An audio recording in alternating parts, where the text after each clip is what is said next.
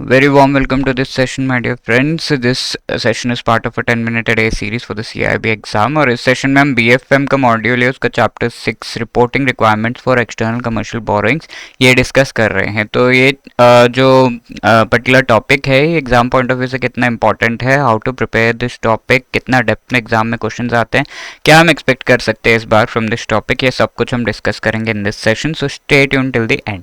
CIB exam की बहुत अच्छी तरीके से अगर आपको प्रिपरेशन करनी है, you should have a very fair idea of the most important topics, MCQs and previous year questions. तो इसका बढ़िया PDF डॉक्यूमेंट हमने बनाया है which you can download by clicking the link given in the description. ठीक है, तो आज हम डिस्कस कर रहे हैं reporting requirements for external commercial borrowing. We have many type seen कि एक्सटर्नल कमर्शियल बोरोइंग एक्चुअली होता क्या है।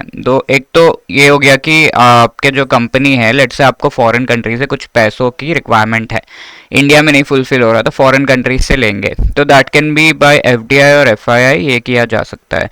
बट कई बार ये FDI FII जो इसमें होता ये है कि आपकी कंपनी को प्रॉफिट हुआ तो you will be giving profit to them, if loss तो आप भी लॉस दोगे। तो कई बार आप चाहते हो कि ये नहीं, आप डेट लो, ठीक है, तो ये तो इक्विटी हो गया, ठीक है, इक्विटी हो गया, but you want debt. Debt यानी कि आप चाहते हो कि लोन लिया जाए या बॉन्ड्स इशू करके उससे पैसा लिया जाए, क्योंकि उसमें क्योंकि ये हाई रिस्क है तो हाई आपको इंटरेस्ट भी देना पड़ता है। यहाँ पर जब आप लोन लेते हैं तो थोड़ा कम इंटरेस्ट पे ये लिया जा सकता है। तो external commercial borrowing is such a loan, ठीक है, या तो ये लोन होगा या तो ये बॉन्ड होगा जो आपने इशू किया है, एंड उस पर ये जो है पैसा आपको मिलता है, and you have to return that. आपकी कंपनी डूबे रहे, अच्छा करे, जो भी है, you have to return with interest, ठीक है, that is what is external commercial borrowing. अब इसको एक्सटर्नल कमर्शियल बोरोइंग करने के लिए जो भी कंपनी, इंडियन कंपनी है जिसे ये बोरोइंग मिल रहा है फॉरेन एंटिटी से, उसके पास loan registration number, LRN number होना चाहिए, RBI से जो इशू किया जाता है। ऑथराइज डीलर कैटेगरी 1 बैंक के थ्रू ये सारे ट्रांजैक्शंस करेगा, एंड ये LRN नंबर ऑब्टेन करके ट्रांजैक्शंस को एग्जीक्यूट कर सकता है। एंड ऑल्सो रिपोर्टिंग के लिए LRN नंबर कोट करना होता है कि मेरा नंबर ये है and I am doing this reporting.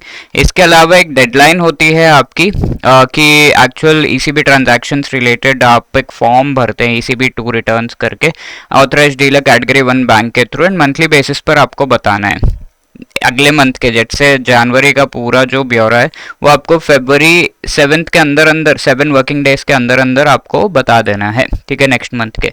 और उससे पहले नहीं बताया तो लेट सबमिशन फीस आपको होता है, ठीक है। चेंजेस कोई भी ECB पैरामीटर्स में LRN नंबर को कोट करके मंथली रिटर्न्स में कुछ चेंजेस आप कर रहे हैं तो वो भी आपको within 7 days of making the changes you have to inform, we have already seen this. अब इस टाइम पीरियड के अंदर अगर नहीं कर रहे हैं तो लेट सबमिशन फीस आपको देना पड़ेगा। लेट सबमिशन फीस जो है regularise the delay in the reporting में जो डीले हुआ है उसको रेगुलराइज करने के लिए, ठीक है। From up to 30 days to 3 years तक का टाइम पीरियड यहाँ पर रहता है इस डीले का। तो इस टाइम पीरियड के अंदर अगर आप ये चीज़ दे रहे हैं, डीले हो रहा है, तो obviously you have to just check कि मुझे लेट सबमिशन फीस ज़रूर पे करना है। तो लेट सबमिशन फीस 5,000 रुपये से लेके 1 लाख रुपए तक है पर साल, ठीक है, डिपेंडिंग ऑन द जितना डीले हो रहा है इन द सबमिशन, ठीक है। तो this is what is the reporting requirement. अब आपको अगर एक्सटर्नल कमर्शियल बोरोइंग को इक्विटी में, वी हैव ऑलरेडी डिस्कस्ड कि ये पूरा डेट के फॉर्म में आता है, अगर आपको इसे इक्विटी में, शेयर्स में कन्वर्ट करना है, can you do that. Activity of borrowing is covered under automatic route, FDI के ऑटोमेटिक रूट के थ्रू ये आता है, ठीक है। Government route and automatic route, 2 routes होते हैं। ऑटोमेटिक रूट इज गवर्नमेंट को बहुत ज्यादा चेकिंग नहीं होता है, तो दैट इज द वन। तो यहाँ conversion should be with the lenders consent without any additional cost and sectoral cap as per the FDI policy, ठीक है। तो अगर आप FDI अगर आप कन्वर्ट कर रहे हैं तो ये FDI हो जाएगा बिकॉज मेजर इन्वेस्टमेंट है। तो FDI में कन्वर्ट करने के लिए FDI उस पर्टिकुलर सेक्टर में कितना अलाउड है उसके बेसिस पर यह कन्वर्शन किया जा सकता है। प्राइसिंग गाइडलाइन जो भी इसमें वो अडियर करना है, बहुत ज़्यादा एक्स्ट्रा कॉस्ट नहीं लगाना है।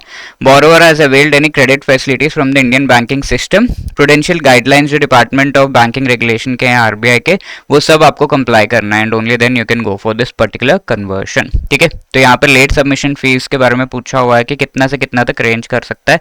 This is a homework question, do let me know the answer in the comment section. इसके अलावा ये क्वेश्चन पिछले सेशन में पूछा गया था कि स्टार्टअप्स के लिए कितना ECB allowed है. So the correct answer is 3 million. ठीक है, B is the right answer. And if you want to clear all the 4 components of the CIB exam in one attempt and want guidance for that, हमारा master course है जिसमें आप चारों components से related बहुत ही बढ़िया short recorded videos के through prepare कर सकते हैं. each and every chapter के short notes, chapter wise MCQs, full length mock test and each and every जो एग्जाम से पहले मोस्ट इंपॉर्टेंट टॉपिक्स को रिवाइज करने के लिए लाइव क्लासेस के थ्रू हम आपको ये रिवाइज कराते हैं. So CIB 75 is the code with which you will be getting 75% discount इससे ज़्यादा भी हो सकता है. So you can check out the link given in the description, वहाँ से आप इसे अवेल कर सकते हैं. Okay, wishing you all the best. If you have any other queries you can call us on this number or drop a mail at hello@edutap.co.in. Thank you.